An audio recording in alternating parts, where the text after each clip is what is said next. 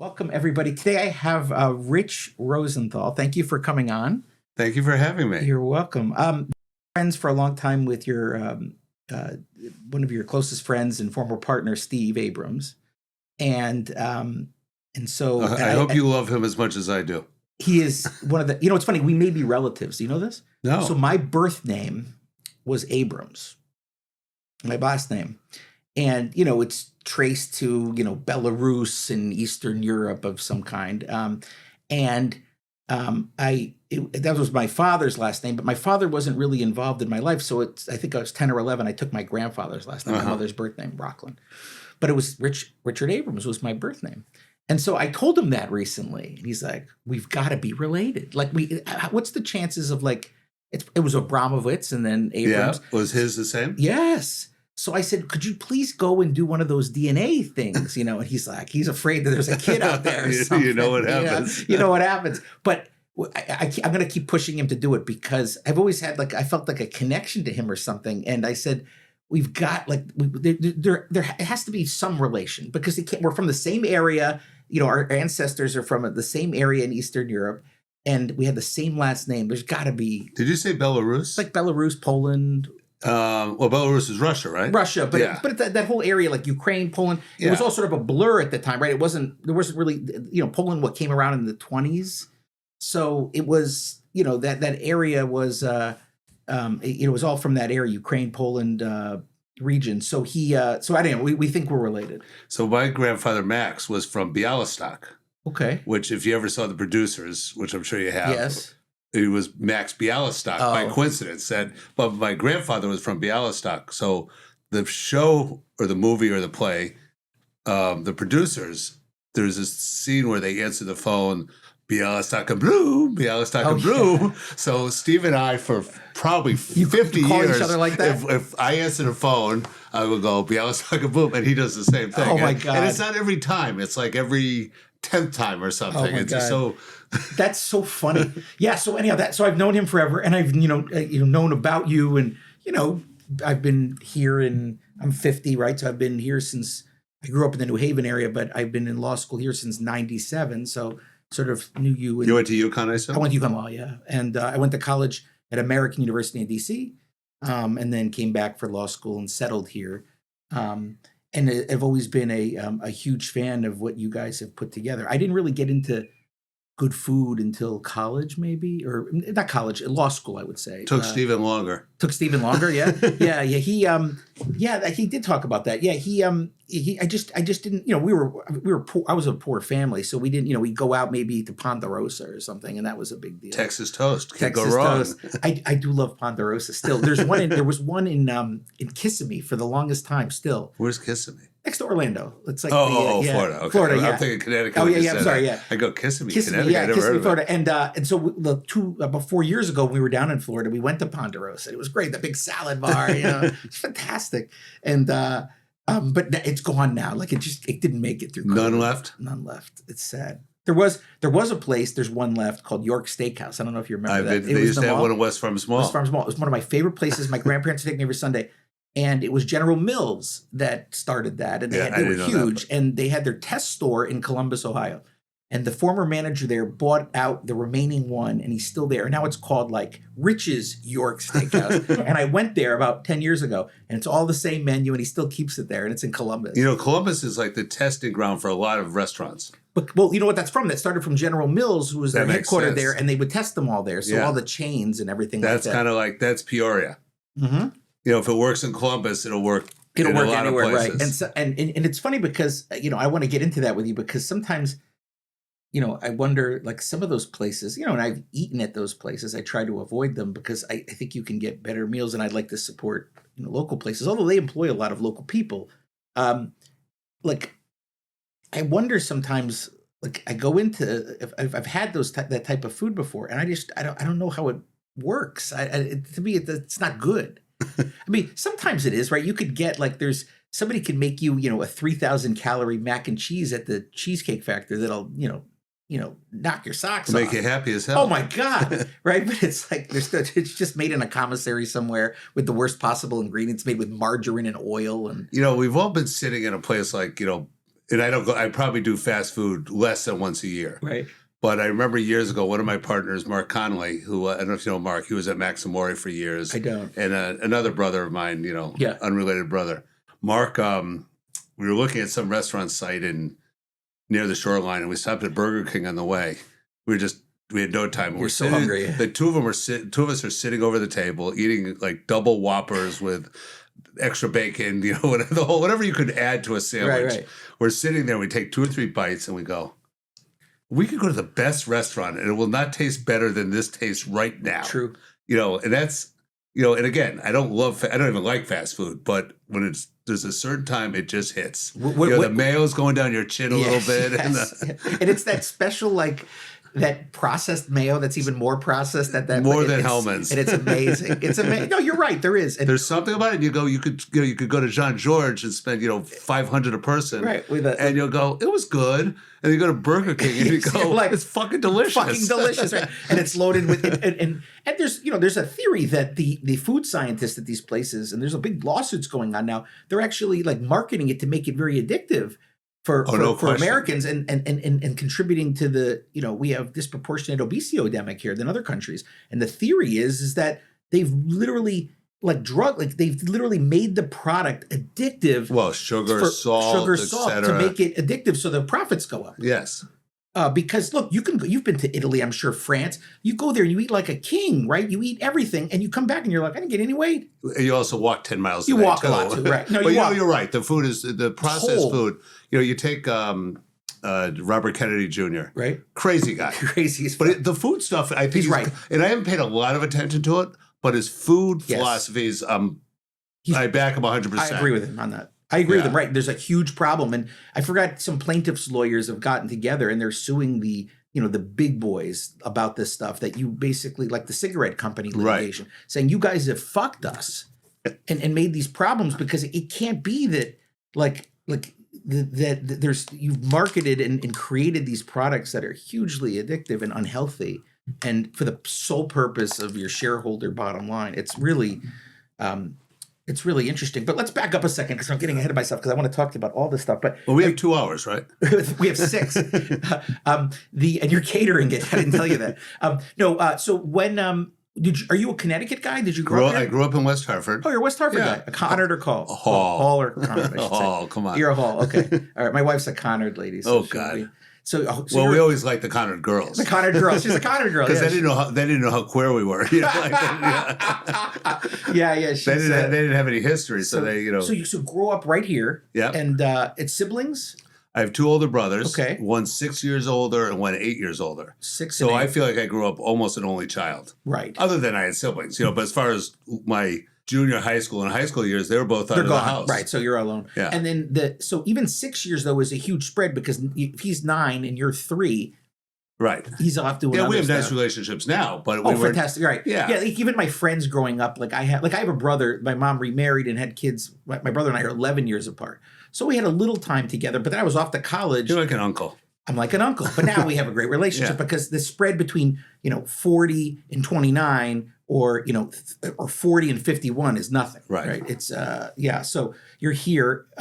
Intact family, parents grown up. Both stayed together. They're both passed away now. No, right. But at the time, what do they do? My dad was a CPA. Okay. And both my brothers ended up being CPAs. Oh, interesting. So dad's CPA. Was your mom a homemaker or did she do She was a homemaker, but extremely involved. She worked more hours out of the home out of the home, but non-domestic stuff. Oh. And mostly Jewish-related charities, like Jewish Federation, her temple. That was important to your family. You bar mitzvahed and everything like that. Sure. Okay, so were you conservative or reform? Conservative. And I'm a little less than that now. Yeah. I tell people I'm Jewish. Well, I'm Jewish for sure. Yeah. No, I'm Jewish. But my DNA is Jewish. But I'm saying in terms of everything else, I'm a little weak on the observance side. Well, that's right. Because my wife, one day we go to, and my wife's a shiksa goddess, and she we go somewhere, and I'm a marketer. I meet people and stuff, and she's seeing me, and she pulls me aside. She's like. She saw me Jew it up with somebody, and she's like, "What the hell was that? Like I'm using Yiddish words and all this stuff. Ethnic peoples. No, I know that. And she's like, what is that? Yeah. And I said, I could bring it out if I need to. Right. We talk Jewish jive. Talk Jewish jive. And she's like, I couldn't even believe this stuff. So you do that. You bar mitzvahed. You're you living here. You go to the school. Do you go to college after right away? I went to Bentley College, which is now Bentley University. Yeah. Sounds much more special, doesn't it? Oh, yeah. And, that's right. And I don't really know the difference, but went through school, got by through the skin of my teeth. Right, you weren't a good student. I wasn't. There's two sides to it. Okay. I don't think I was overly capable as far as maybe a little ADD or whatever. Yeah. And I didn't spend a lot of energy doing it, so the combination resulted in very low GPA. Yeah, right. Because they didn't know what ADD was then. They didn't. It probably existed. It obviously existed, and they probably knew about it, but not every kid got Ritalin. Well, because I'm an ADHDer, and they used to say, "Oh, he's very smart, doesn't apply himself, he's lazy." But he's very creative. But Rich, they never said I was smart and didn't apply myself. Okay. They said he didn't apply himself. All right, fair. All right. So Steve is at University of Rhode Island? No. Or is he at Bentley too? No, Steve went to Bentley. Oh, Bentley also. too. That's where you meet Steve's Steve. from Rhode Island, but he went to Bentley the as a hardware freshman. store. Right, yes. I remember now. All right. So do you, as a kid, do either of your parents cook in the house? My mother was a very good cook. What's the best dish she made? Her Jewish cooking was very good. Brisket and lima beans? She used to make a dish that I hated. Not pacha or something like that. No, she used to make a side dish of mushrooms and lima beans. Oh, I've had that. Yeah. And as a kid, that was the only two foods I did not like. I pretty much liked everything growing up. But mushrooms and lima beans to me were the most disgusting things in the world, which now I think that dish I'd probably like. Because there's nothing I don't like now, really. Wow. So she made the traditional soul Jewish cooking. But then she made things like, she grew up in a kosher home. Her father Max was Orthodox, started a temple, She was not Orthodox, but she was still culturally very Jewish. But she would make baked stuffed shrimp, stuffed clams, things like that, and they were great. I still haven't had a bakey stuffing nearly as good as my mother's. Because so she would eat shellfish. Oh yeah. Okay. Oh yeah. So you were conservative, but you would still eat shellfish. Yeah, no, but it was more cultural. Well, I guess that would fall into cultural anyway. But you went to Yom Kippur ceremony. And stuff. Yeah. No, we'd have great seders, great. We did all that stuff. But you'd eat a hamburger, a cheeseburger. Oh yeah. Yeah. Okay. Yeah. All right. So she made that. What? She bought ham cold cuts, if I recall. All right. So that's funny you say cold cuts. You ever heard the word cold cuts? Yeah. That's so funny. Lunch meat. That's what the working class says. They say lunch meat. Yeah. So she would make that. Lunch meat is a step above a Slim Jim. It's Slim Jim. Never heard of that. Yeah, you know what Slim Jim? So tell me about the. So how often would you do Sunday dinners? Was there? I don't remember Sunday dinners as a thing. Friday night dinner was a big deal. That was the Shabbos dinner? Yeah, and it wasn't it was not a, she'd light the candles, we'd have dinner, and you had the typical, roasted chicken or brisket, etc. So you did that, and your dad's a CPA, but did he have his own practice, or was he in a big practice? He started in a kind of a smaller practice, which grew into a very large practice. I don't know if you ever heard of Bloom Shapiro. Oh, yeah. So it turned into that over the years. Wow. Yeah. Okay, so he did that. So anybody involved in hospitality or a restaurant? No. Nothing. No, they were hospitable. Hospitable, but not in in an official capacity. There's always a seat empty at my mother's table. So people, I should say empty. If there was someone who had a place to eat, they were coming there. And your friends would come over and she'd feed them? It was never like, oh, we're having dinner, you got to go home. Right. We're having dinner, do you want to stay? Right. It's always, that's sort of like, I always say, it's almost like the Jews and the Italians are very similar in that sense. Like the joke is, Italians are happy Jews. Who's got better food, though? Oh, the Italians. It's not even close. It's not even close. It's not even close. We kind of end at bagels and lox as far as being really good. After that, it's, we lose big time. We lose big time. That's correct. The kosher food now. I know Rabbi Gopin. Sure. Right. He comes here and beats with me all the time. He stops by to visit. He comes by. I got to write him a check. He's probably waiting right out the door. Understand. I love him, but you can't outlast him. He can't outlast him. He comes and he sends his minion. I told him to please stop sending. Every Friday they knock on the door and they get all flustered because the girls are wearing a dress and they walk in and then don't shake his hand. Don't shake his hand. No, he's okay. But then I try to have the other people. I say to them, I said, I want to read some New Testament with you, and they're like, we can't. And I'm like, I'll read the Old Testament, the New Testament. I give them a hard time, but the young kids. But so he has me to an event. And the kosher food has come a long way. Like, it's delicious. Like, they have it catered by I forgot who caters it now. Maybe Yossi. You know Yossi? I know of Yossi. I know he's a kosher caterer. When you're in town, go get his food. Order it. It's more like it's Israeli. Yeah, it's Israeli, I'm but sure like I love it. it's like like almost like shawarma. Yeah. With these like a Mennonite, I think, potatoes. And it's good. It's fantastic. Does he have a takeout type thing? He does mostly takeout. He caters. He does takeout. Nobody has like a storefront somewhere. Does it, in Windsor. Yeah. He has a couple of tables in there, but it's mostly delivery to West Hartford. And so I was impressed because as a kid, I remember kosher food, even if it was Italian or whatever it was always awful. And so now it's gotten better. They've gotten better. But you're right. The Italians, there's no reason it can't be good. There's no reason it can't be good. But it's sushi, right? It's Japanese food, so it's going to be good. But but Italians for sure have the best. I think Italians are probably top 5 of cuisine in the world. I think it's one easily. You think it's one? Yeah, I mean, especially for something you can have often. I guess you can't get enough Italian. That's true, right? You could have chicken francaise or chicken parm every night. Or scarp. Oh, chicken. That's yours, scarp. That's my favorite one to make. Is good. Yeah, scarp is good. I love a veal parm. It's funny. I grew up.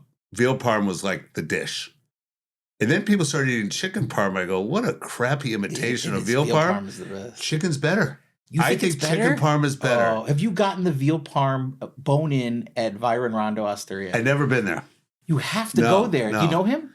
No, I think I met him years ago. But if you have time, you're driving, listen to the podcast he did here to just see the numbers. The guy's so admirable from what I've witnessed from afar. He's a lovely man. Yeah. He's amazing, and his backstory is interesting about his mother in Greece.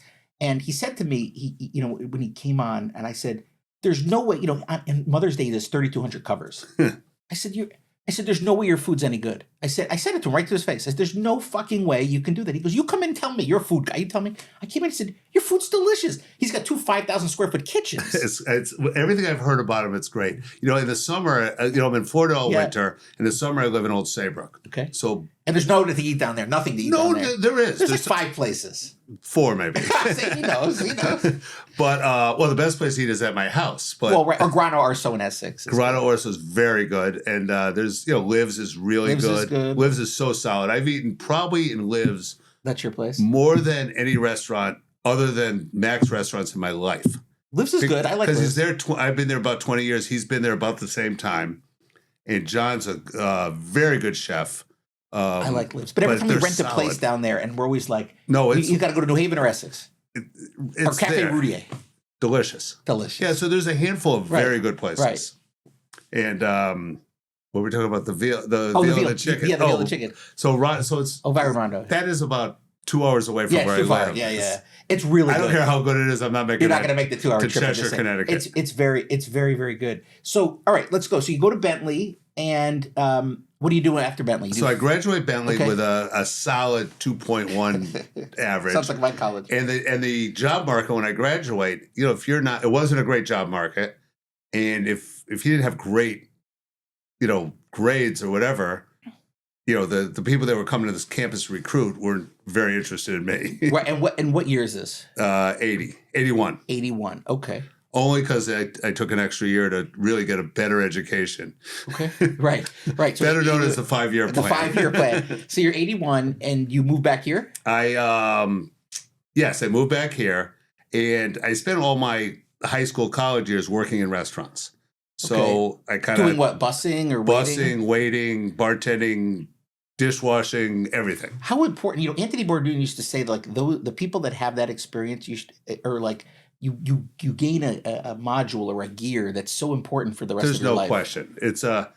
It's that foundation of knowing every spot in the kitchen. It makes you. Just the knowledge and the experience. But even if you're going to be a lawyer, whatever you're going to be, the best, right? Because you better than any internship, right? Because you work with people that are either you're trying to make them happy, but they can be nasty. Well, it's the people you work with and the people you work for, meaning the guest, right. So it's a great or the employer. And the employer, you learn to deal with some prick assholes. of an owner or a great owner. Owner. Yeah. So you would encourage parents to encourage their kids to do that once in their life? I had a good friend whose son was going to Yale and was getting some internship.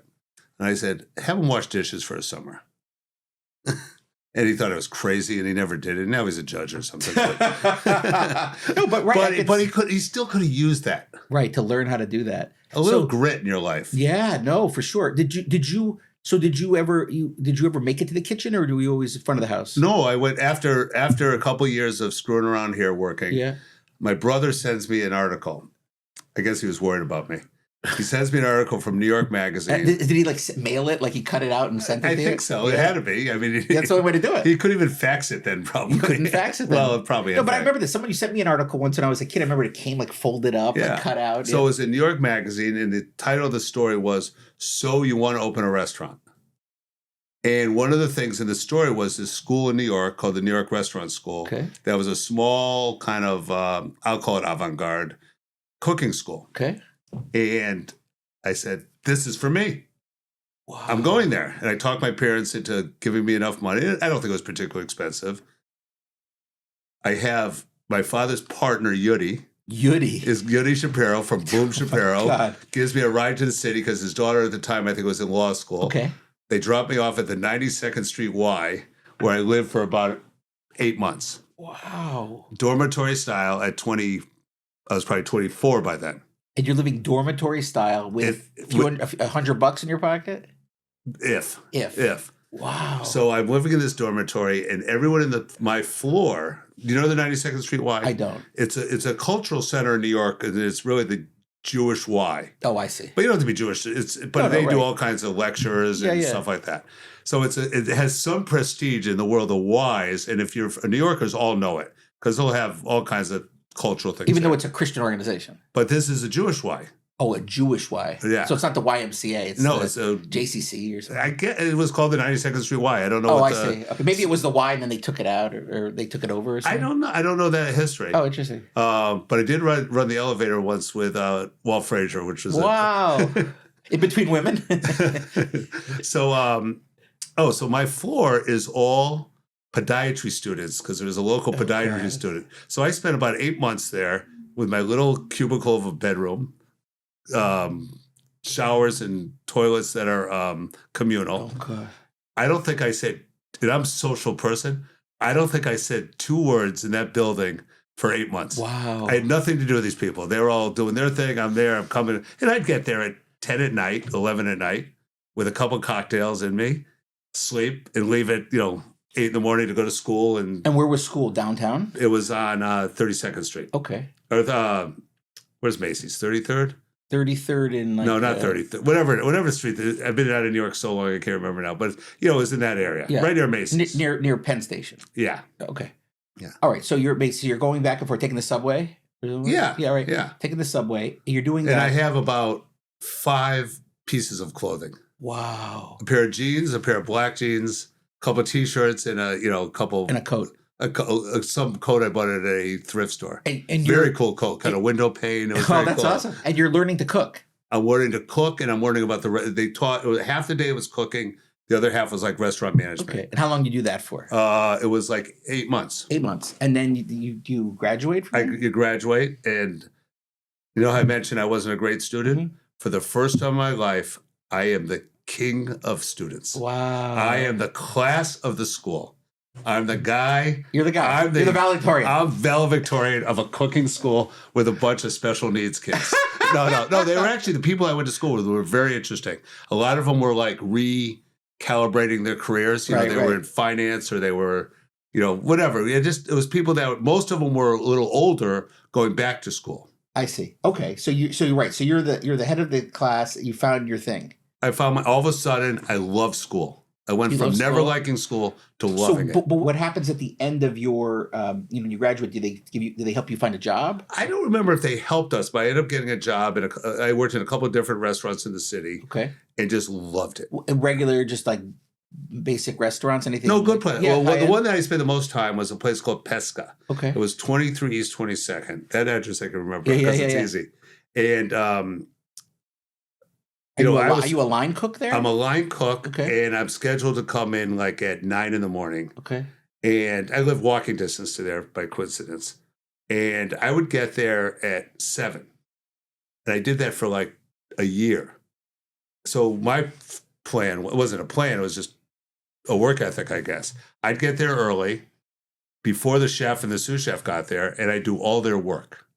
And what was the Oh, I'm thinking? sorry. I would do all my work. So when they got there, But what? they'd hand off What? their But what stuff motivated you to do that? because I wanted to learn. I wasn't there to make money. I was making $6 an Oh, hour. right. So you were there to learn. I was there to learn. So you That did was all your grad prep. school. You did all your prep. I did all my prep, made my seafood lasagna, my risotto prep, my pasta prep, all these things. But what? But that's abnormal behavior, and I'm not meaning in a bad way. No, I think it's exceptional behavior. No, it's exceptional, but it's outside of the norm. Most people wouldn't do that. They would, because it wasn't a job to me. It was like I see, it was grad school. I see, but what I'm trying to get at is what in your head motivated you to do that? Because I was opening a restaurant.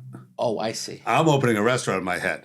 I don't know where, when, and how, but I'm opening a restaurant. You're opening a restaurant. I'm a determined idiot.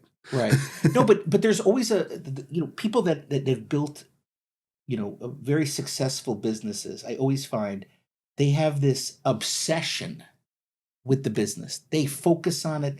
It's a singular focus, and it's obsessive is the right word. You just don't let go but that's what also, and that's what drives it to be successful is because you just put so much effort and you come in the 2 hours early. I was one-dimensional. I was so one-dimensional. One-dimensional. They see that about Musk, all these other people that have done it. They just focus on it like a laser beam. And then Rich, I'm one of those geniuses. No, I'm not. No, I'm just determined. And it wasn't even thought out. It's just what I was doing. But 99% of people don't do that. Right. And that's why they're there where they are. You created an empire. And so I'm always sort of interested in that, whether it's something that's learned or it's something you're born with, or it's a combination. Like why?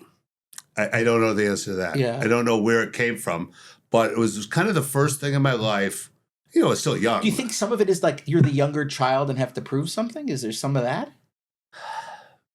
No, I don't think so. I don't think I was trying to prove anything. I just wanted to learn it. You want to do a restaurant? So one of my teachers at school, I don't remember his name, but he was a management teacher.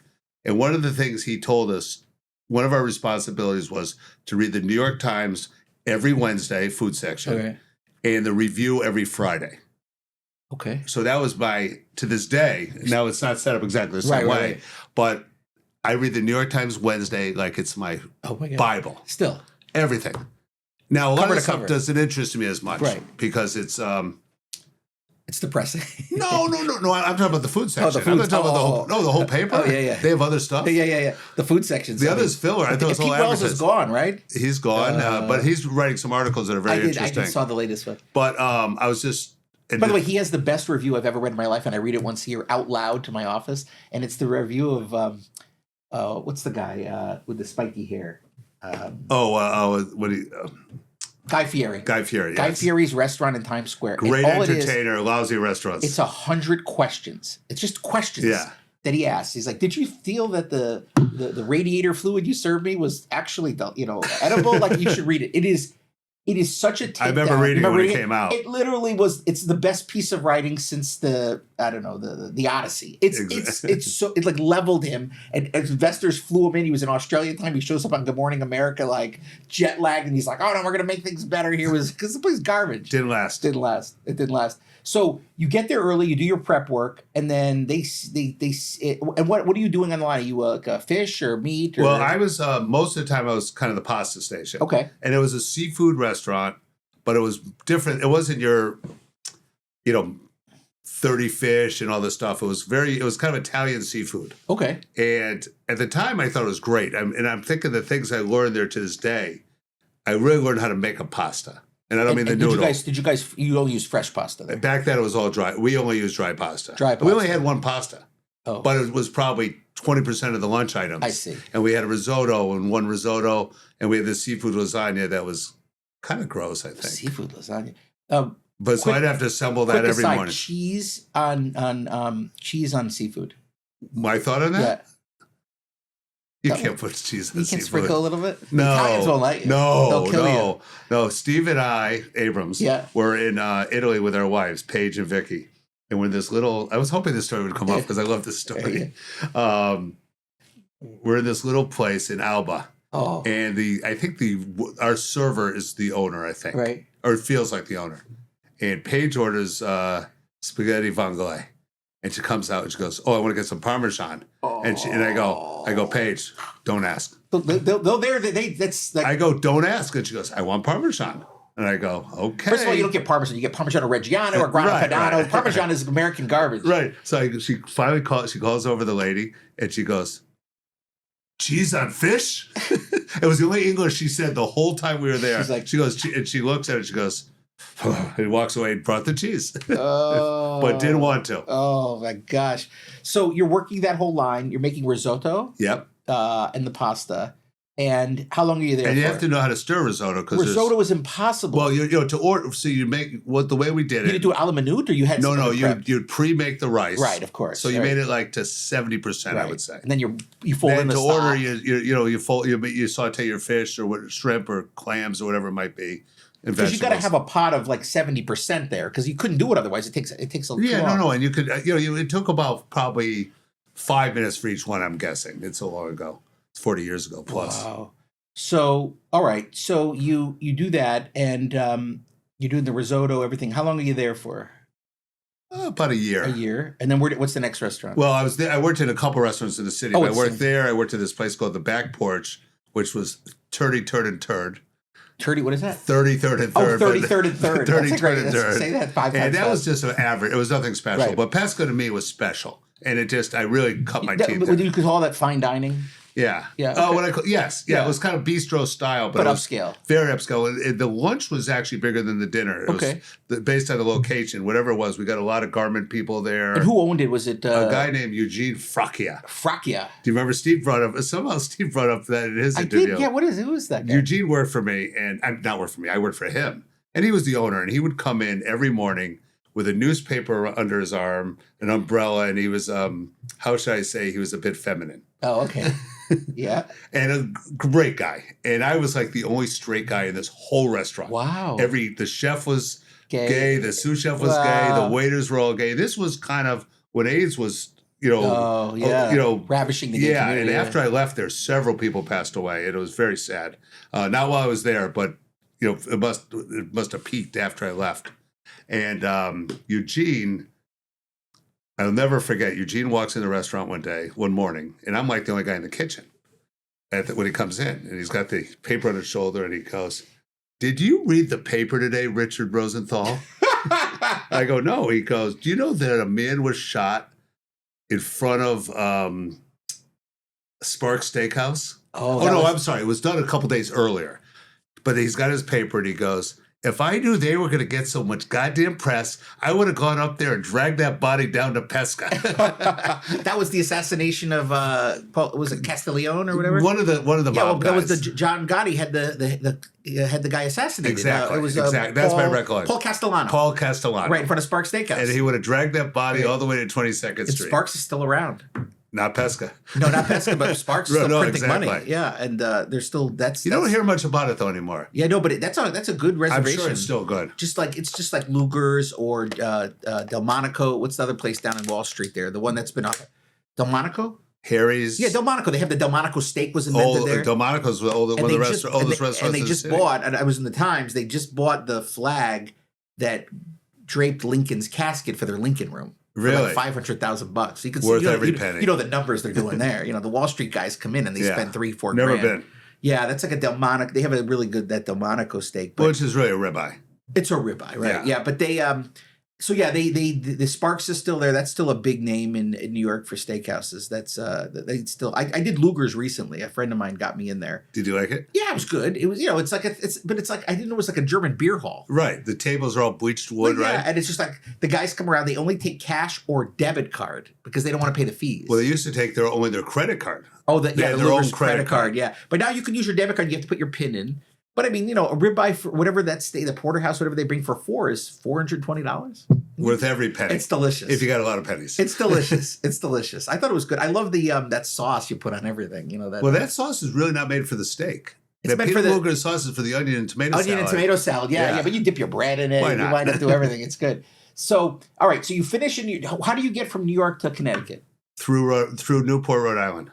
Oh, interesting. So one of my bosses from the One-Way Fair, I don't know if you remember that restaurant. It's in Simsbury. Old trade station converted into like a upscale hamburger bar. It was an institution in Simsbury for 30, 40 years. What's there now? Plan B was or is there? I don't know. Okay. I know they bought it a while ago. Okay. Which broke my heart because I always wanted to get that place. But I had the smallest kit. The kitchen was the old ticket booth. Oh, gosh. But they had great food for what it was. Okay. And I really cut my teeth there a lot. That wasn't part of my story. But I spent a lot of summers working there, a year after college. So after I was in New York, Mitchell Uswack, who was one of my mentors, and he was opening a restaurant in Newport with two other guys. A guy from a dentist and a guy from Otis Elevator. Oh, gosh. And those two guys were good guys, but You've heard the story a zillion times, right? Like two executives want a restaurant. And fortunately, they had Mitchell, they all eventually did not get along. The business was a huge failure. Right. And I really learned so Mitchell begged me to come to Newport and help open this restaurant. From New York. From New York. Okay. He thought I was an asset. Right. I didn't know that much at that point. But in what capacity? Like front of the house? I went there as his manager. I was second to him running the restaurant. Okay. But by the time things moved on, sales were so slow in this winter. So I ended up cooking. I did everything there. Okay. But I learned more than I ever could have learned in school. What not to do. I learned everything. I learned how to, first of all, budget. And the budget was not like on paper. It was like, okay, we're going to do 12 lunches today. We can spend like $3 on food. Right. Right. So you do that, and that goes belly up, and then what? I ended up coming back to Hartford with a plan to open a restaurant. So now you're ready, and you're 20. When I open, I'm 29. Okay. Almost 30. Like so a couple months before. You come stay with your folks? You move back home? No, my wife and I had you're married. I'm sorry, I got married a little before that. Okay. We got married in New York, but we were living in Newport. A girl from New York? She was from Westchester. Okay. Met her in New York when I was in culinary school. Oh, I see. I mean, I was a huge draw, guy living at the 92nd Street Y. With a pair of black sneakers. But she saw potential. I got a black, she's very smart, but I'm not sure what she was thinking. Was she a restaurant person? No, she was in advertising. Oh, in advertising. Okay, yeah. So she's doing that. You meet in New York, and you convince her to go to Newport with you? I guess I'm trying to think if we were engaged yet or not. We must have been engaged. Okay. And she went there, and she got a good job in Providence with a good ad agency. Okay, so she was okay. It worked out well for her. Yeah. And my job was great. I mean, I worked basically from Monday morning to Saturday night straight. Okay. So Sunday was my day off. And Monday was a restaurant day there. Yeah. Okay. Well, especially when you're running a restaurant. When you're running, you have to do it. Yeah. That's right. So you go from Monday to Saturday. And I spent my first 2 years. I spent 2 years in Newport until I got fired. I don't think I saw the ocean other than what you could see from I was not on a sailboat. I was not on the beach. So you see that, and then you get fired, and you have kids at this point? I only got fired because Mitch got fired. Oh. And then somehow one thing led to I was Mitch's boy. So I was doing I think I was doing a good job. Right. But the restaurant failed miserably after us. And do you then try for something else there, or do you come back here? I didn't know. I spent about a month or two getting unemployment, right? Which was so much fun. Right, because then you were able to go to the beach. Yeah. I remember sitting on the beach with, I think Steve was there also, Vicky and a couple other people, and I go, first of all, we're figuring out what time we were going to pick up our unemployment check on Monday. And I remember saying, the problem with doing nothing is you don't know when you're finished. That's a good line. So you do that, and are you sort of plotting the restaurant opening? I'm planning to go back to Hartford to open a restaurant. I've got my mother agreed to give me some money that she sold Capital Candy building. Her father was Max, sold a building that was Capital Candy, which was a wholesale candy and tobacco business. So she inherited a little bit of money, which she was willing to loan to me. She's willing to give it all to one of the most. I think my father was not against it, but it was clearly her. Well, your father was a CPA, so he knew it's literally the worst gamble you could do is invest. Though in a restaurant. He was very supportive. Right? Would you agree? Right? Like just statistically, the worst. The worst thing to do is like you invest in a restaurant. You might as well go to the casino or be a professional athlete. It's that rare that it'll succeed. But we see a lot succeed here. Yeah, a lot of great restaurants. We do. In this town. We do. Right, that have been here 25 years. Yeah. So you go and so how does it? And does it come about the name Max because obviously your mother's father and he was the one that left her the money? Is it like a tribute to him? Yes and no. Okay. Yes is the political answer. So we were going to call the restaurant. We were in this neighborhood, South Green, which no one really knew it as South Green. Right. Near the, where the original restaurant was? It was, you know where Peppercorns is? Yes. We were a block south of that. Right, okay. So Dino worked for me for a little while. Oh, yeah? Everyone worked with me for a little while. Most underrated restaurant. I haven't been there in years, but Dino's a great chef. Great chef. And a great guy. We're going to call it South Green Kitchen and Bar, and a little bit modeled after the Soho Kitchen and Bar in New York. Mm-hmm. We're going to have the first restaurant to really specialize in wines by the glass. And we had a Cruvinet system we were purchasing. It was a different brand. A guy out of Providence, I forgot what it was even called, but it was a kind of a cooler version, in my opinion. Okay. The Cruvinet is a wine dispensing. Yeah. And as I'm doing all the planning with, architects, wine salesmen, everyone. How much money did you have to spend? Total of $300. You had $300 because we borrowed $200 from the bank. So a total of $300. So $100 from your mom and $200 from the bank. $200 from the bank. And this is what year? 1986. 86. We opened in 86. That's a lot of money. It was a lot of money then. That's a lot of money. By today's standards, we spend that on. On today's standards, that's probably $3 million. I don't know how probably. Yeah. And that's what it would cost to do it. So that's. So you're doing that, and how long does it take you to find the space and get everything built out? We found the space. I was very lucky. The guy that owned the building, David Case.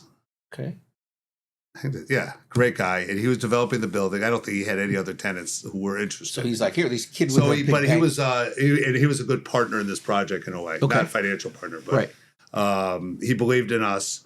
So we did the restaurant, and as we're getting back to the name, as we're planning it, I'm getting such a lukewarm feeling from everyone with my name.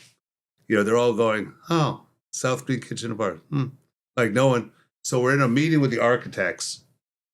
We're getting closer opening, but we're getting closer. And I said, no one seems to like this name. And they go, we don't really like it either. I didn't want to tell you, right? Right. So we start talking about names, and somehow I get to, there was a restaurant, Wolfgang Puck had a restaurant in L.A. called Spago? No, Spago, but he had Chinois on Main. Okay. And it was kind of an Asian French concept, I guess. And I had that in my head. I go, how about Rich on Main? And then I think, how about Max on Main? Because alliterative. Exactly. And everyone at the table. And it rhymes with sex. So that's was it. I'm sure your wife will tell you, like, ad agency, that's a thing. Well, she wasn't a creative. She was more in the sales part. Okay. But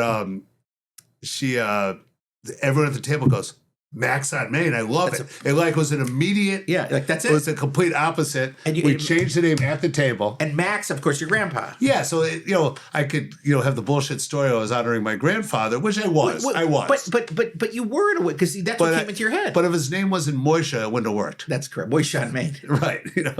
So Max on Main, that was it. That was the name.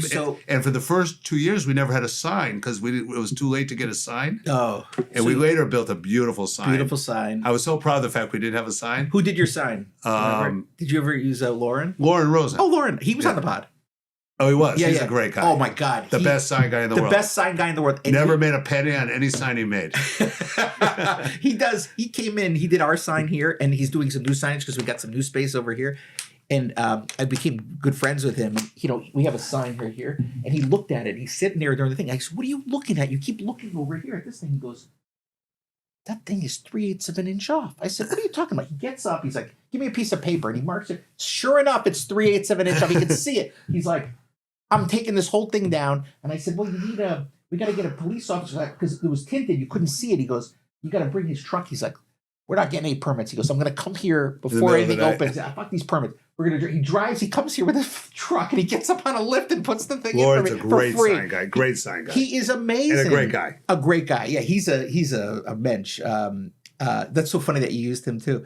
So you do that. How long are you at that location? We were there for 10 years. 10 years. Yeah. And when our lease was getting, so they wanted us to move to where Frank's was in City Place. Oh, yeah. Do you know yes. Where we are now yes. was Frank's was there. Yes. And we got approached by the building and said, we want you to take over Frank's space. And Frank was still open.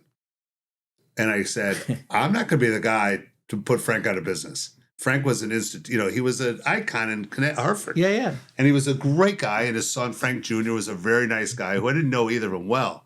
But I said, I'm not going to be the guy to put them out of business. I said, if something happens, call me. But until then, I will have nothing to do with it. And sure enough, I don't remember, it was a year later or 2 years later, they closed and they called us. And one thing led to another, we moved there. And you moved there, and that's where you've been. And it was really on our 10th, or at least kind of, it happened to work congruently. Oh, I see. So you go there. So we changed the name from Max to Max on Downtown. Main to Max Downtown because we weren't on Main Street. Right. And we also were kind of changing the concept a little bit. We really were a American bistro. We said we can't do this food with that many seats without making it a little simpler. So we kind of took the bistro menu and combined it with the Chop House menu. I see. So we knew that if we sold a lot of steaks are about quality of meat. And obviously cooking technique's important too, but it's not, you can cook a lot more steaks than you can. And the profit saute margin out. on steak could be high.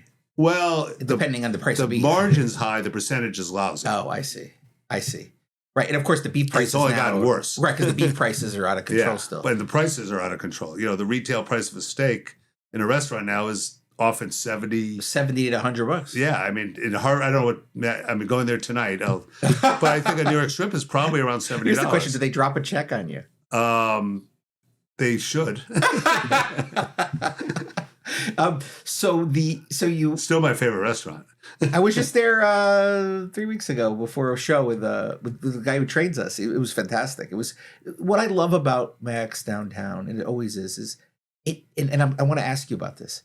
It never misses. Oh, they miss. I never see because we all miss at times. I've never had it. I've never seen it miss. It just who's the best basketball player in the world right now? I don't know. There's so many great ones. Steph Curry, I don't know. Steph Curry does not shoot 100%. No, that's true. Like Michael Jordan, right? He only never shot 20%. No, but I understand baseball, that. if you bat over 300, you go to the Hall of Fame. Right, and that's a third of the time. Exactly. Yeah, so, yeah. The hopeful part for a restaurant is when we make our hopefully little mistakes, a certain amount are noticed by the guest. Right. Well, that's what Steve says, right? The customer isn't always right, but they're allowed to be wrong. Absolutely. That's the truth, right? He tried to say that was his line? Well, he said it. We stole it from the Ritz-Carlton. Stole it from the Ritz-Carlton. Okay. Well, that's fine. Good place to steal from. But yeah, like it doesn't. So when do you go from Max Downtown to, okay, what's next? Is it Maximia, Maximori? Maximia was before Max Downtown, and so was Amore. Really? So we opened, the economy was getting a little funky. Right. And this location in Avon came up. The guy that owned the building, Herb Galinsky, was a friend of my father's. And Herb was a real character. Great guy, old school developer. He had a Howard Johnson's there that he tore down and was building that small kind of... The one on 44 then. Yeah. Where they're not there anymore. They just left. They just moved, right. Yeah. But they're opening a Max Burger there. That's right. Yeah. So we went there, and Herb was a great guy. But my father, who I don't think I heard swear 3 times in his life, says to me, Herb is an old dear friend of mine. But if you think he won't fuck you every chance he gets, he will. You don't know Herbie. And he said that with admiration almost. It wasn't like Herb was a bad guy, but he's a real estate guy. Right. He's got an incentive, and you have an developers. incentive. I used to do before I was a divorce lawyer. I was at a big finance firm, and I did workout work, like failed loans. Yeah. And an old workout guy told me, I forgot the guy's name, but he said a developer is a guy that will dig up the bones of his dead mother and sell the bones to buy flowers for a prostitute. Well, I wouldn't put Herb in that classification. No, but that's what he said about developers. Right. He said, dude, and a guy had a great relationship with Herb, and his son-in-law, Eric Spungen, had a great relationship with him. So I don't want to. So, but he says to you, hey, you should bring your magic there. One thing led to another. We opened Maximia, which was a very casual Italian. We were the first guys to do wood-burning pizzas. I used to love when you walk in there, that smell was intoxicating. The garlic. Does the new place have the same smell? I've only been there once, and I can't answer that question, but it's a great-looking restaurant, and the food was delicious. Okay. So we probably have a better exhaust system than we had there. It's so good. You go in there, and it felt so cozy. And so when does that open? What year? That opened in about 5 years later, so maybe 91. 91. We opened in 86. And it's a huge success right away? Ridiculous. You can't get a reservation. I had a bank loan that... I had a $300,000 bank loan. That number came up again. And at the time, a friend of mine was the ex-banking commissioner. And he said, go to them. You'll negotiate that loan. All the banks are so screwed up right now. You'll get it for 10 cents on the dollar. Oh, you mean you just pay it off like with the FDIC. Give them $30,000 and they'll walk away. Right. Didn't exactly go that way. Okay. But I did pay it off. I got like 10% off. All right. But I talked to this FDIC guy. He says, we want to pay off the loan. We're having trouble. We have some cash. And he goes, I've been to your restaurant. You're fucking so busy. I can't believe it. So it didn't really work. It didn't really work, but we did pay off the loan. So we paid off, maybe we got 10% off, and we were sitting on cash. I said, let's get rid of the loan. So you knocked that out. So then what comes next? Which restaurant? Maximore, which was somewhat of a bigger sister to Maximia. Where was that? Was that Glastonbury? Oh, the Glastonbury one. Yeah. That's right. Okay, I know. And that was a huge success. My opening chef there was Billy Grant. And that's amazing. And Billy was great. We had co-chefs, Billy and John Stowe. John Stowe. I think this is his last name. Oh, my God. Billy was there. Wow. Billy worked for me at Max on Main. Billy, I think, was my first podcast guest. Billy is. I didn't listen to it. I looked to see. I knew you were friendly with him. Yeah. Billy, I didn't see that. Billy's the first one. Yeah. Does he do this all the time? Yeah, he goes. Yeah. Oh, but and he recently cooked at my house because I was doing Oscar, his sous chef or executive chef at Grant. He at Brico. I said to him, I'm having I want to do a housewarming party, and he's like, I've never catered at someone's house. I said, oh, you'll be fine. So he came over and he said to Billy, I've never worked at someone's house before. Could you help me? So Billy called me. He's like, you mind if I come? I'm like, mine? I'm like, sure. So he came and, Billy's working like a 60-year-old without a pension.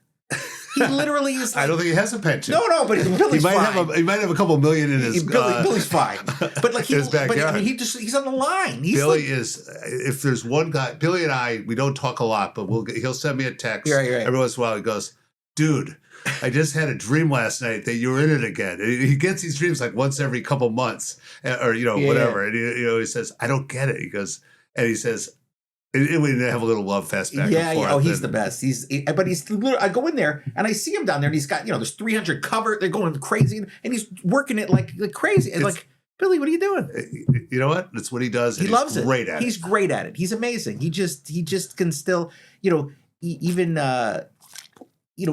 still he cares. Like he said to me, he was cooking at my stove, and he was asking me about.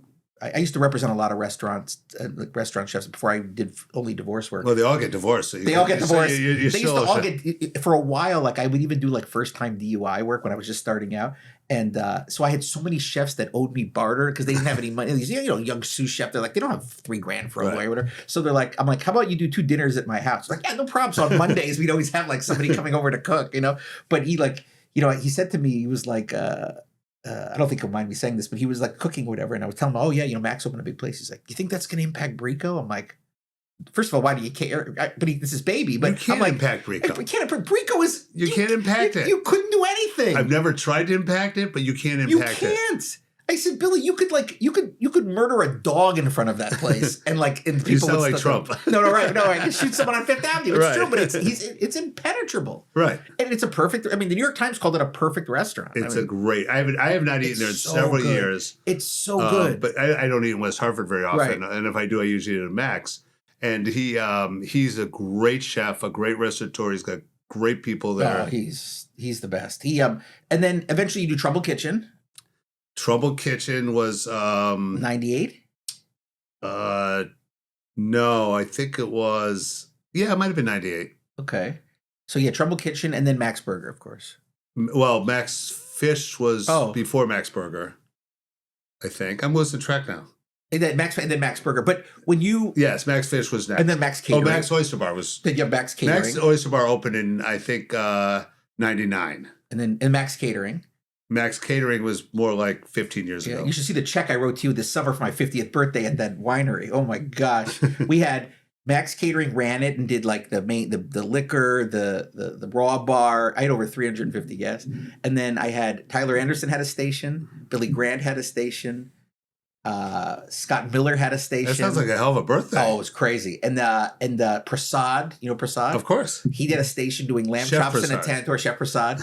Yeah, it was an insane party. But yeah. If you have a 55th, I want to be invited. You will. It's great. We had drag queens. We had people on stilts. We had 3 tattoo artists doing real tattoos. It was the craziest party. People still talk about it. And I remember like Sammy said to me, you got to go pick up a bank check for Max's. And I said, how much is it? And I was like, oh no, that's our marketing budget for a year. But it was well worth it. Sounds like it was good marketing. Oh, Hunter, yeah, it was insane. It was fantastic.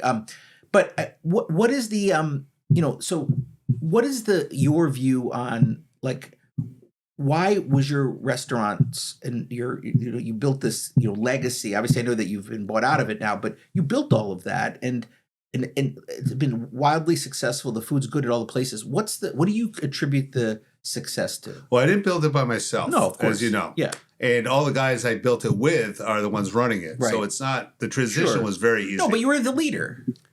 I was the leader, but one of the things we really promoted was a true entrepreneurial spirit in each restaurant. And that's why we had 10 or 11 restaurants, not 100. And not that I ever had a goal to do 100. I really had a goal to do 1 and then a second. But a lot of our success, in my opinion, came from the fact that we treated each restaurant like it was our first. Oh, interesting. We never said, oh, we're really good at seafood. When we open in Glastonbury, it'll be so easy. We started all over again.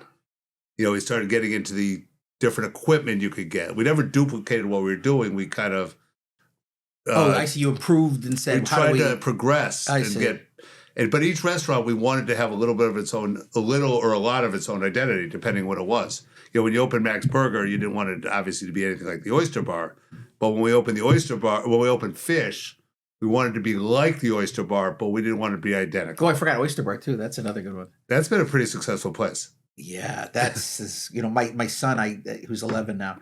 I started him young on oysters, and he That's a mistake. It's in sushi. The Wall Street Journal just did a big thing about this. He goes, I take him to omakase places in New York, and we go down to Orlando recently, and he looks up and he's like, Dad, I want to go to this place. It's a Michelin star omakase place in Orlando. It's $375. Oh, you taught him how to read in. Yeah, I taught him how to read and two get the stuff. mistakes. Right. He doesn't want, he's not a chicken nuggets kid. He wants it was like, Dad, can we go sushi? And we go there, and he's like, can we do omakase tonight? And I'm like, oh, yes. He likes the good stuff, but it's the oyster place he goes, they cap you now at 24 per person when it's bucket shack.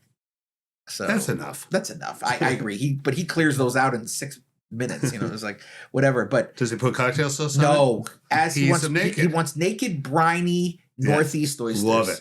Right. He doesn't like. I've never put cocktail sauce on an oyster in my life. We were just in London. I was in London with him to go see Arsenal play, and we went to the Borough Market, and they have these oysters from the coast of Ireland. That's a cool place. So cool. And he got an oyster that was this big, and it was like a pound and a half. And it was like, he took it right down. He took it right down. But yeah, he loves the briny big oysters. Did they have that thing with the cheese where they slide? Oh, we did that. The raclette sandwich. The raclette. I'll show you the picture. Yeah, they put it over the boiled potatoes. You could get it over potatoes or on a sourdough. I think we had it on the potatoes. They have that in New York too. They do it in there's 2 markets there. The Bryant Park Market. You can get that there too. But we did it. We did it in Borough Market. We did the oyster. We did the Dubai strawberries with the chocolate. I got so sick after spending the afternoon there. Oh, because you eat so much. I think I just got a little bug or something. Oh, okay. Yeah. We went to the Borough And the Market. same night we had lunch there. Daytime we're there. I think I had the whole family.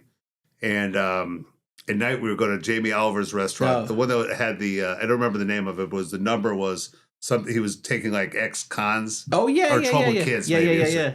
And we're eating there, and I think I had a little bit of an upset stomach. I think I went to the bathroom during my dinner there because I was enjoying the dinner. I wouldn't leave. I think I went to the bathroom 11 times within a 2-hour span. Oh gosh, that's not good. My wife looks at me and says, "And you're going to eat?" I go, "I'm in this restaurant. How do I not eat?"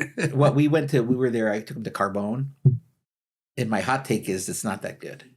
You took the what? My son to Carbone. Oh, in New York. Well, no, London. The new one in London. Never been to any of the Carbones. It was mid, as the kids say these days. I'm not hearing, other than the original, I've never heard great things.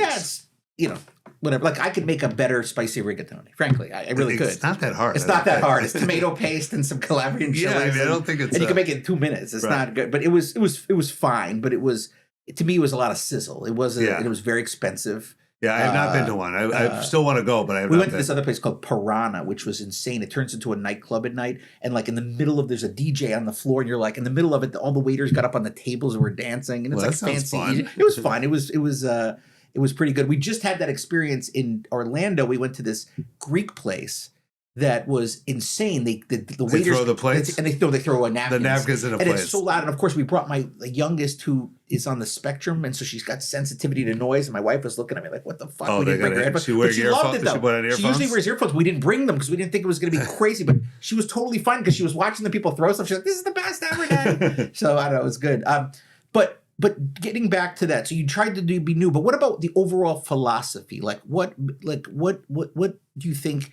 If you could attribute this success to one philosophy, what do you think it would be? Well, I don't know if I could really answer that. I mean, it's always hospitality is the easy answer.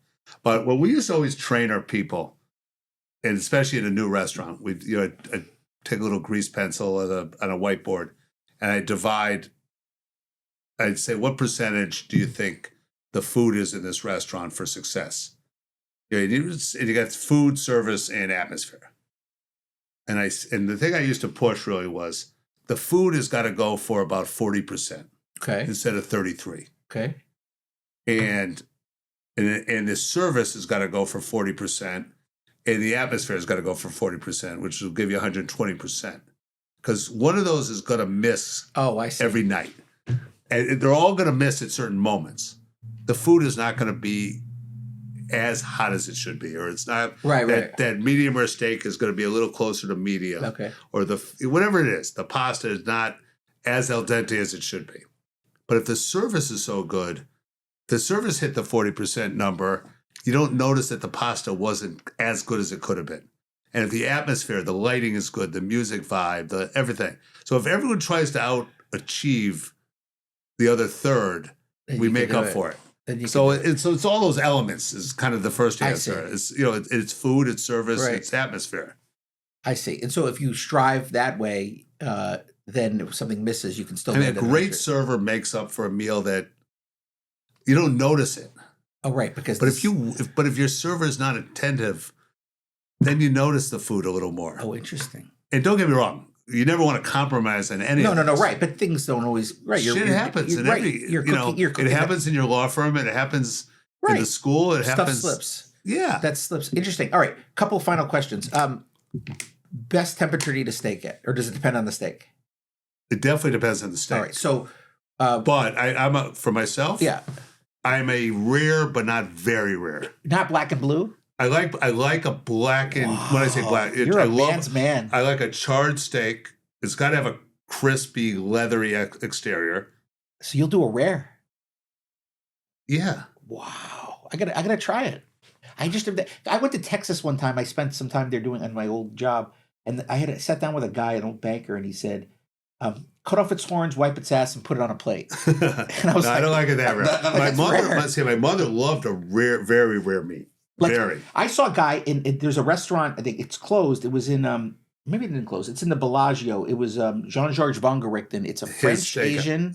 Because he had a famous steakhouse in there. Yeah, it's right. And the guy would come in, and we were there, and the waiter told me about him. He would take a rare prime rib, and he would put this much horseradish on it, like literally this much, and he'd sit there eat it rare. I couldn't. So you like it well done or something? No, I don't like prime rib. I think a steak though. No, I eat medium rare. Yeah, except the hanger steak, I want more, or a skirt steak. And a ribeye is not great, real rare either. No, because you got to render the fat down. You got to get it a little rendered, and you got to get that part of the decal part. Yeah. It needs a little more time. It needs more time, but you're right, because like a fillet, like a New York strip. I love a New York strip medium rare. That's fine. But I like a true medium rare. Yes, but most people's medium rare is medium. That's right. No. I want it like a true steakhouse medium rare. A cool pink center. Exactly. Right. Okay, so that's the best way to eat it. What is And if I know you don't like fast food, but what is your McDonald's order if you go today? Today, if I went today, I mean, traditionally it was a quarter pounder with cheese. Okay. I'm trying to any think. modifications? No. Okay. They got to figure it out. I get extra onions and pickles. Well, I would certainly not mind that. I love onions on a burger. Caramelized or raw? Both. Both. Not together. Not together. No, okay. raw is my go-to. Okay. But one of the better burgers I've ever had, it's been touted for years, is the Red Hook Tavern in Brooklyn. That's like the best burger in New York. It's so, and I've never been to Red Hook, but they have a place in Sag, and I go there by boat once in a while. And their burgers, so I had it there, and they do their burgers so simple. Is it an aged beef? I think so. Because the one I love in New York is Minetta's that has that aged. It's very similar. I never had Minetta's, but I've seen it. The beef itself is special, but they cook it. I don't know if it's all done on a griddle. It might be a little bit of I can't think what they cook it in water. Steamed. Cook it in water. I can't believe I can't think of the name of it. When they put it like in plastic and they sous vide. Sous vide, exactly. So I think they I'm getting old. I don't know if they sous vide or something because it's cooked so perfectly, medium rare through. And it's like it's an inch and a quarter. You can't do that on a griddle. Whatever they're doing, they get it right. But they do a slice of griddled onion beneath the burger. And it's griddled, but it's what I would call au point, which is a French cooking term for cooked to a point. To a point. Which is the way you want, in my opinion, that's how you want chicken. It's cooked, but just cooked. It's not It's not dry. It's still juicy. It's not pink, but it's just past that pink chicken. Yes. And pink chicken. Oh, yeah, you can have people pink get chicken. and they get so skeeved. Like, I'll just cut around that little pink part because the rest of it's so perfect. Right, you want it. You want it like the pink just disappeared and you pull it off. So my McDonald's order is definitely fries. Fries, fries are good. Nothing on them, but salt. Salt, yeah. And hopefully they put a lot on. Yeah. But I haven't. I don't think I've had McDonald's fries or a burger in several years. Okay, that's. But if I needed to go, quarter pounder. The quarter pounder with cheese. That's definitely not the Big Mac. There's nothing for me. Yeah, that extra piece of bread is stupid. It's too much. It's stupid. You can have the quarter pounder, add a patty, and add the Big Mac sauce. Probably good. And lose the ketchup and the mustard. I like the ketchup mustard. Oh, you do? I'm the opposite of Steve, by the way. To me, ketchup is even though there's nothing I put it on other than a hamburger. Right. And fries? Maybe fries. Yeah. If the fries, sometimes. Steve loves ketchup and everything. No, he hates it. Oh, he hates it? He's never had it. Oh, I'm thinking of my friend Stefan. I'm sorry. No, so I like it there. Oh, that's right. He's the one who says he never had it in his life. Never had it. I begged him to try it. He won't do it. And his son Wyatt, who's like I think of as my nephew, right? Same mission. They won't touch it. No. I go, you're missing out on the greatest condiment in history. It is the greatest. And would you agree Heinz has it nailed? There's no other one that I know of. Around with, you guys serve Heinz and Max's, right? Of course. They fuck around with that like Kensington shit. These fancy. I heard Kensington is good, but I never had it. Like if you have Hunt's, to me, your restaurant is. I judge. I have a rule: if I walk into a restaurant and they have Hunt's ketchup, you're out. I'm gone. I'm gone. I also have a rule: if you use battered French fries, you're out. Oh, the coated? The coated. Oh, they spray it with some. It's to stabilize it or something. Potato starch. Just hand cut your fries. Charge me an extra $1. And if you're going to serve frozen ones, I can deal with that if they're good. Just cook them right. Charge me more for like with Helen downstairs at Sally and Bob's. They were getting a fryer finally, and I said, "Listen, can I beg of you? I'm in the building. Charge $1 more. Get hand cut French fries. They're delicious. People love good fries that are real. That whatever." And she did, and they're the best fries. There's when I came in this morning, there was a line of people waiting. Oh yeah, it's good. It's good, but I used to go to Sally and Bob's years ago when the Zeki's owned it. Oh right, it was Sally and Bob. I want them to rename it Helen and Caesar's, but they think they'll lose business. But everyone knows Helen and Caesar. That's fine. It's been there forever. I don't know. Well, listen, thank you so much for doing this. I've wanted to have you in for a while, and I've been asking Steve to facilitate this, and so he didn't facilitate it, by the way. Oh, he didn't. I don't think so. I think you. Oh, he gave me the number, but in other words, I said, could you make an introduction? Say that it's cool to come in and. He never told me he even did the podcast. Oh, he didn't. I listened to it after we. Oh, you saw it after we made a date. So thank you so much. This is great. I love learning about this and how somebody with a singular focus has made so much success. What are you doing to keep busy now? I play a lot of golf. You're a golf guy. Okay. I'm a golf guy. Mm-hmm. At one point I was pretty damn good. Yeah. Something's happened in the last 2 years. Are you like a scratch golfer? No, I was never a scratch. The lowest I've ever been is about a 6. Okay. But I'm a 10 right now. Okay. But if you were a lawyer and you went from a 6 to a 10, yeah. well, it's the I'm opposite. Not a golfer at all. It's backwards. if you were 10 as a lawyer, like 10 out of 10. Oh, yeah. You'd be, and all of a sudden they go, Rich Rocco's a 6 now. That's how it feels as a 6 handicap going to a 10. I think I'd be a fun guy to go golfing. I wouldn't golf. I would just sit there and like tell jokes and hang out with you guys. Because I'm just not interested. We need some guys. Yeah, like I just go around and like. Would you swear once in a while to take the pressure off of me? I drop the C word. I mean, I say bad stuff. Yeah. You can use the C word on the golf course as long as you're with all men. With all men. And it's funny, the British, because they know how to use that word beautifully. That's like shit to them. They use that word beautifully. Yeah. So I use it all the time there. So I tell ribald jokes and stuff. So I am a golf guy. What was that show? Secession? Oh, yeah, I haven't watched that. Is that good? Very good. But the guy who's the father, I don't know the actor's name, he was the matriarch. Oh. Or patriarch. Yeah. Patriarch. He used the C word better than anyone I've ever heard. Oh, it's it didn't make a sentence without it. Oh no, I love it. So good. Well, thank you so much. Pleasure. Enjoy this. Absolutely, it was great. Great getting to know you.